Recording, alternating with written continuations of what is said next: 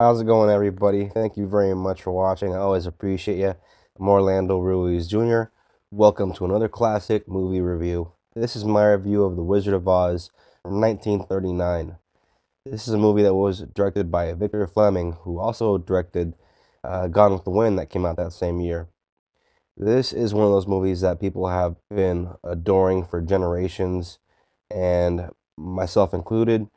I grew up watching this film, and me personally, I'm not a big fan of musicals, but for some reason, this is one of those few musicals that I can watch, and every single time I watch it, it doesn't annoy me.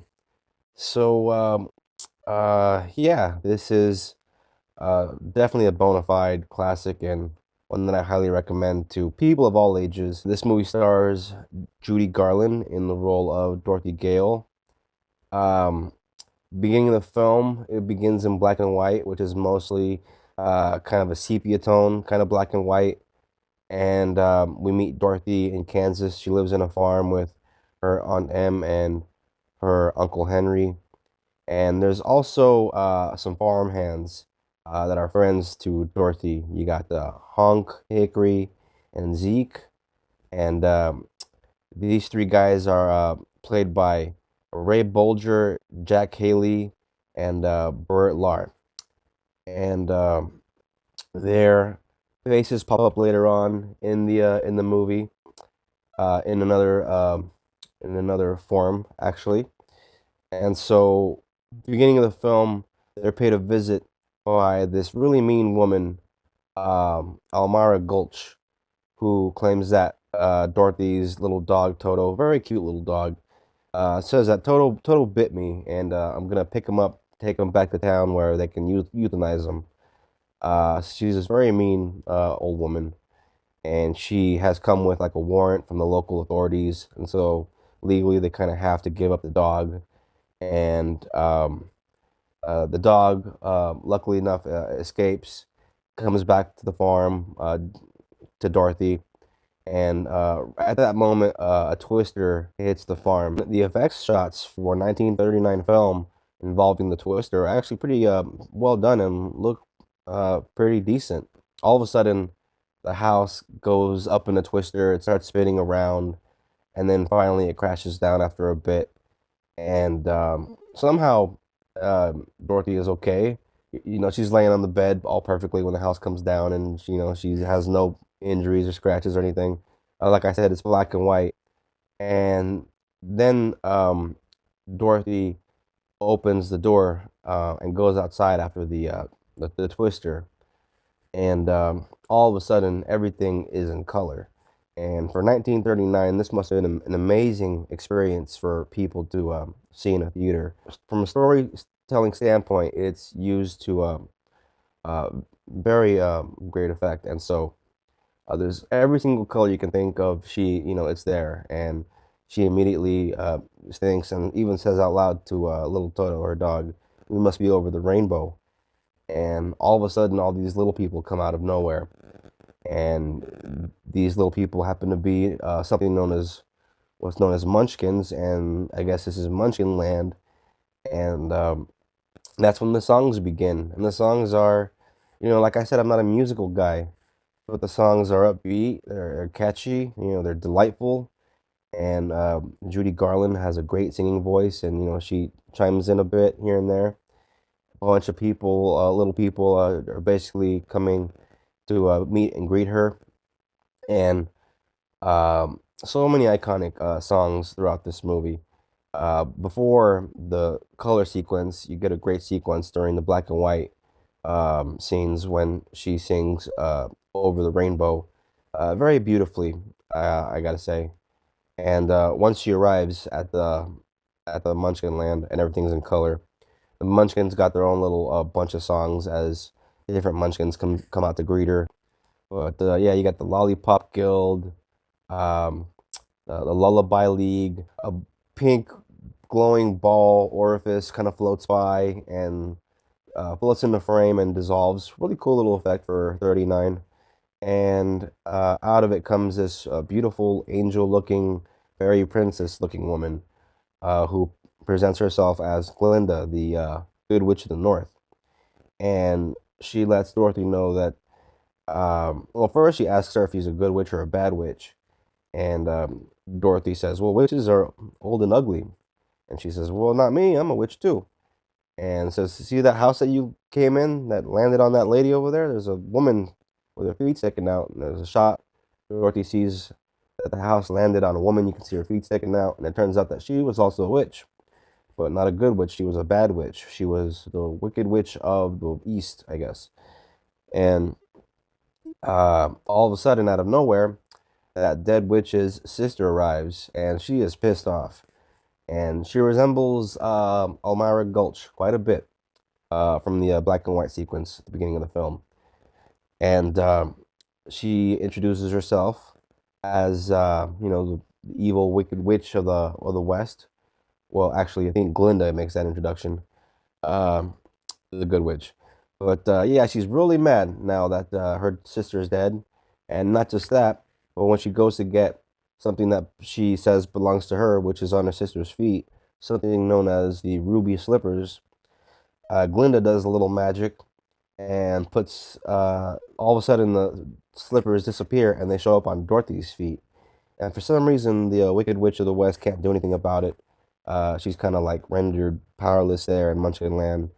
Um, as long as, especially as long as Dorothy has the slippers. So, and I don't know why they call them slippers. They look like shoes with, like soles and heels. Don't look like slippers to me. But anyways, um, well, I guess they slip them on, whatever. So, the Wicked Witch leaves, and Dorothy talks about how she just wants to get home because now she's all scared because now there's a witch that's after her. And Glinda says, "Well, you got to go down to Emerald City and go see the Wizard of Oz. He can help you get back home."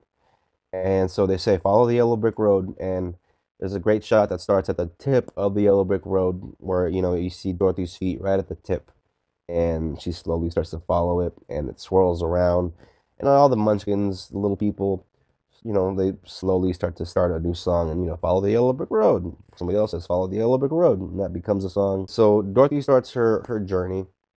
And along the way, she first meets uh, a scarecrow, and it's a really funny little scene because when the scarecrow finally starts talking, introduces himself, and turns out to be a really nice scarecrow, and he gets off, Dorothy huffs him off, and he tries to start walking around. He really kind of looks and feels like a real scarecrow, the way it almost seems like the guy has nothing in his legs, the way he kind of wobbles around. It's very good acting done by the actor in the role.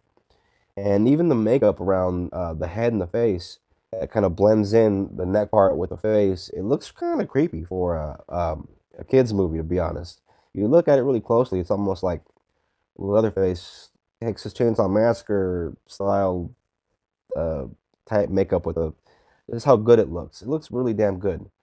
Um, but yeah, anyways, Scarecrow is a really nice, friendly individual who talks about how he wishes he had a brain, and Dorothy says, "Well, I'm on the way to see the wizard. Maybe he can help you." After Dorothy meets the Scarecrow and they're on their way to Oz, eventually they meet somebody else along the way, the Tin Man, who is rusted shut. He was rusted shut, I guess, when he was trying to chop some wood and it was raining. And so there's an oil can very conveniently there, and they start to oil him up. He can all of a sudden start to move, and you feel kind of bad for him. And he gets his own little song. The Scarecrow gets to sing "If I Only Had a Brain," so the Tin Man sings "If I Only Had a Heart." So it becomes pretty apparent that's going to be his thing. It's going to be the thing that he's going to want from the wizard. He joins them on their little quest, and then off they go. And then uh, they meet one other person who sneaks up on them and scares them for a little bit. And I love the moment where the lion acts all tough, and at first they have no idea that he's really a big coward, because it's a great reveal when he goes after Toto, Dorothy's dog, and she goes off on this lion and just smacks him in the face, and all of a sudden he starts to cry, and he turns out to be this big wimp, and it's so cool to see how Dorothy kind of exposes this big coward, and she's pretty brave, Dorothy, and He admits that he doesn't have much courage, and they start to feel bad for him. And before they know it, he's one of the pack. And then the four of them do the little dance shuffle thing as they start to walk on the journey, and off they go to see the wizard. They get to Emerald City finally, and once they're there, they're greeted by a lot of people, very like happy and welcoming people, and they get their own little bit of songs in the mix there. They get some grooming done, they get cleaned up, they get pampered a bit before they get to go and meet the great and powerful Oz. And when they finally do meet Oz, it's this really kind of suspenseful moment, actually. They're walking down this long, big hallway, and the set direction, once they get to Emerald City, is really, really far out. So they finally get close enough to the wizard where they can actually speak to him. And the wizard presents himself through this flame and like smoke, and it looks like this big Martian head, basically coming through like flame and smoke. They ask for the things that they came for, but the wizard denies them and says, "Well, first, you need to do something for me. Hand me the broomstick of the Wicked Witch of the West." And they immediately realize, well, don't we kind of have to kill her to do that? So they're basically sent on an assassination mission, basically. And so they, hightail it out of there. Well, actually, the lion hightails it out of there first. So the foursome now try to make their way to find the witch and locate her castle. And all of a sudden, out of nowhere, the witch shows up and sets fire to the scarecrow for a second. Not very fun for him since he's all straw. And she kidnaps Dorothy. So now that Dorothy is kidnapped, the scarecrow, the Tin Man, and the lion now have to try and rescue Dorothy. So they find the Wicked Witch's castle and they beat up some guards, put on the guards' clothes, and sneak into the castle. And the set design in the castle is actually really cool sets there.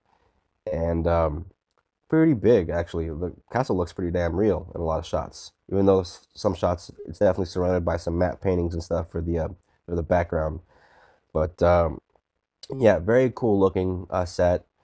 The Wicked Witch has Dorothy somewhere in this tower, and there's this hourglass with red sand that she flips over and says, "Once the hourglass is all empty, you're pretty much done, Dorothy." So Dorothy is basically on a time clock until she is no more, and so it's up to the lion, the scarecrow, and the Tin Man.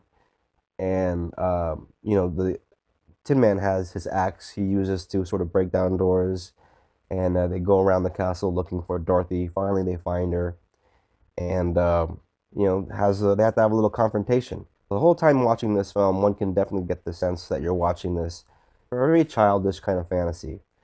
But what really sells this movie is the music, the performances, the great sets, and the Wicked Witch is a pretty formidable foe. I mean, she's pretty scary for a 1930s character, and being how this is a kids' film, uh, she is used to great effect, and she can be pretty threatening in the scenes that she's in. So she's a very good villain. For anyone that hasn't seen this movie, I highly recommend you should not sleep on this movie just because it's an old movie from the 30s. If you enjoy fantasy movies like The Lord of the Rings or movies like Willow or Legend, this definitely has that kind of a fantasy feel where you have characters that are in a world of their own and just a really kind of unbelievable kind of setting that only draws you in just because of the characters, and the characters really do make the movie. This film is actually based on a children's novel that was released back in 1900, written by a man named L. Frank Baum.